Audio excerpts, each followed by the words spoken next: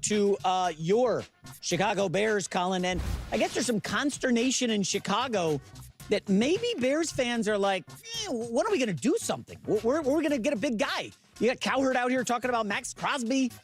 We didn't get him. I know we lost DJ Moore. We lost our center. And Chicago, I don't know, Colin. I'm looking at their moves. Khalif Raymond is a fine get.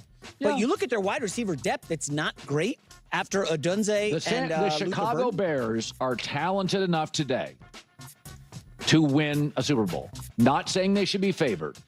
Remember, you may not play the best teams. They get upset. If you look at their roster, Devin Bush, Gallimore, Jedrick Willis, they also have picks. They've drafted pretty well.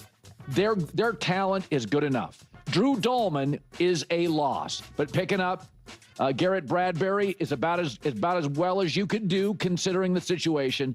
There's 7 or 8 rosters in this league that are good enough to win the Super Bowl. Rams, Seahawks, Lions, Eagles, Bears, Buffalo is close. Chargers, Denver. There's about 7, 8 that you need breaks. But I think the Bears fall into that. They've got enough weapons. They've O-line, quarterback, coach. They need an edge rusher. You get that in the draft. So I think they're fine. So it's interesting. They got the 25th pick. Obviously, the defense was not great all season. And Colin, how often do you say, hey, you got the quarterback on the rookie deal. Spend, spend, spend. Well, they did. They went and got B players. They didn't take one big swing. You really think Gallimore's a B player and Devin Bush? I don't know, man. Pro Football Focus, the analytics for those guys it's not great. Kobe Bryant is probably their best defensive move, but does he shore up what was a weak link in the defensive secondary? Well, my guess is their first pick is a corner because the end of the first round's got 3 or 4 really good corners. So they go get him from the Seahawks, then they get their first pick's a corner, and suddenly now they've only got one real need, and that is an edge rusher. All right. They also spent a bunch of money last season. You can't just keep spending money. Like when you set up these contracts, you can't just have splash free agency every single year. Otherwise, every team would do that.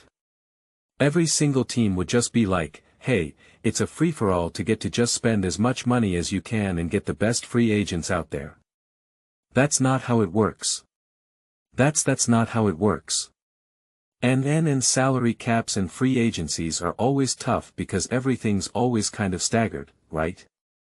You could spend a ton of money one year and now because of that, you can't spend a ton of money the next year or, and then everyone's contract is also it's like staggering. It's like walking up multiple flights of stairs at the same time that they're all crooked and overlapped and some are going up and some are going down. There's an elevator over there for some reason and an escalator over there. You're just like, I don't even know what this is.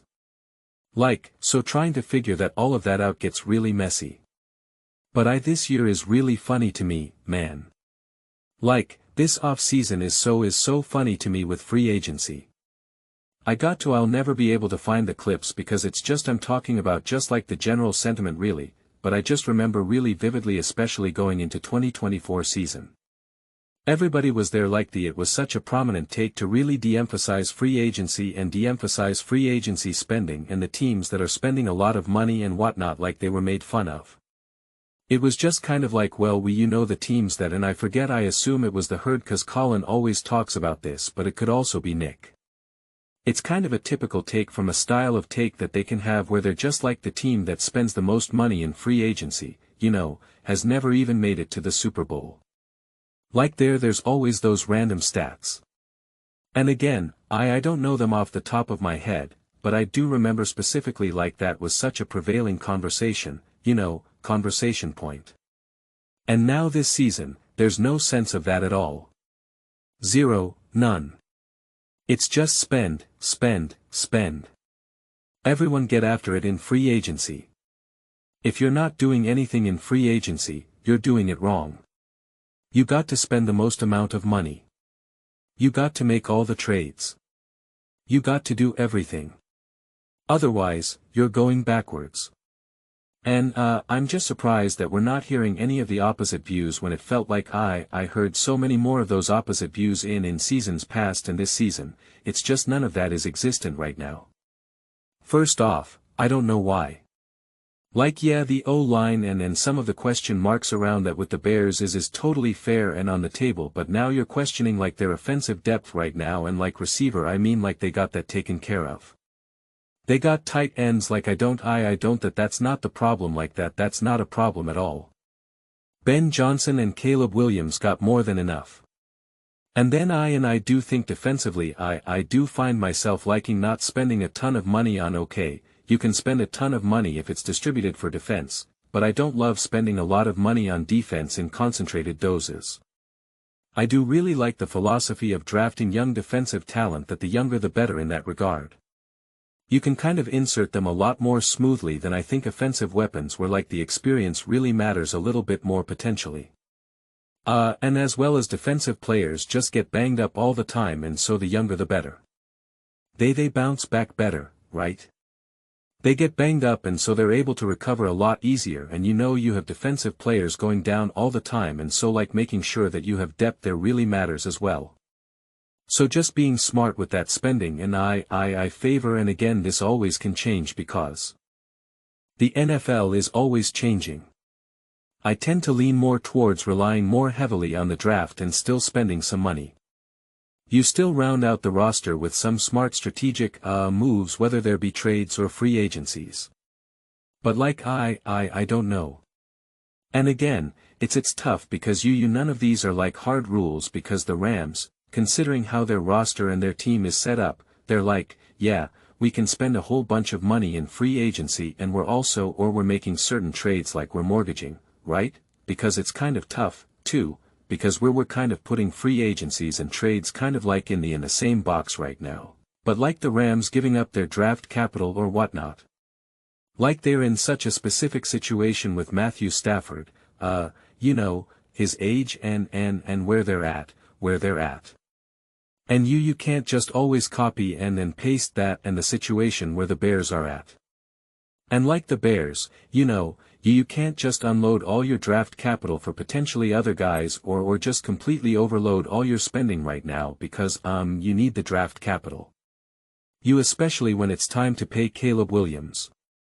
Like again, all of these things are all staggered. Like it's not like everyone just starts at this time, at in this section, and then 3 years from now, this is when it's time to have to pay for people. This is when draft picks are most important. Like everything is just always kind of staggered, which is what makes it so hard to constantly juggle and figure out. And the Dallas Cowboys found that out the hard way. It was just kind of like, well, we have to pay Dak, and then next year we'll have to pay CD, then the year after that we have to pay Michael. We could pay everyone right now if we do it this way and that. And you have to kind of figure out what's the best way to try to, again, stagger it all. And it's certainly not easy. It's certainly not easy. If it was easy, all the teams would be able to do it simply. But this whole idea that, Bear is yet to make free agent splash while Caleb is under contract, like that doesn't make any sense. Also remember that some of the contracts, and this is what I keep kind of talking about, the staggering every season that you get closer to having to now pay Caleb when you're bringing in new players that you're then going to pay pay a lot of money their contract. Let's say you have to spend big money in free agency, I'm just going to make up a very basic number, $100 million for 4 years. And that's a big free agency that you just a free agent that you just got because you're signing him today. That contract is now going to overlap with when it's time to pay Caleb. Now, again, I used a basic number, 100 million, 25 million a year. So, that's hardly going to be that big of a difference, but it's still all things that you have to factor in. So, it can't be like, hey, we're not paying Caleb all this money yet. So, every single year, we now have all this money. They had $4 million in free agency, and that's or just money to spend, and that's going to go towards some free agents, some towards resigning players. It's just not, hey, we have this money, we can all now just spend it in free agency. That's not how it works. Though the money has to be distributed. And the thing that always people get confused is, and I always try to say this during this time, it's like this isn't money, like it's not like the team is just like saving money and now they don't, now like the owners get the money like that. That's not how the salary cap works. The money is very much monopoly money, like it's not actually like real money in that regard, but the money has to be spoken for. And some of it can be carried over a little bit. And then other money that's not, it gets like redistributed to the players, like it's because it just goes, I think to the, I forget exactly how it works, but I think through the, with like the NFLPA, like I wish there was a little bit of a simpler way to be able to make sense of all of this, and when teams can spend money when they can't, how these contracts overlap. And like I keep say, I've said this so many times this off-season and so far, but it's true. It's its own $1 million industry. It's really complicated.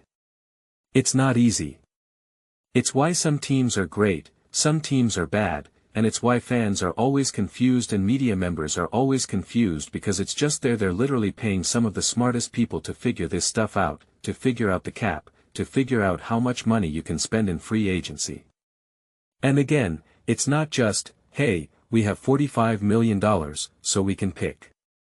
It's not like fantasy where it's just like, well, this guy's cost $20 million. This guy costs $7 million. This guy costs $3 million. And you just add it all up and they're like, okay, great. That's $40 million. Like, it's not like going to the grocery store and I got $50 to spend. And so, I know I could just get a little bit of everything. Like, I wish it was, because that would be a lot simpler and it would be a lot easier for us to make sense of what movies you can make and how to do them, but it's just not how it works. So, the whole Bears are yet to make big free agent splash like they're not. They did that last season essentially. They did have a big off-season splash. Well, last season they essentially had half the cap space, last season into this season roughly. Again, some of the numbers can get kind of confusing because everything is always kind of floating and changing around.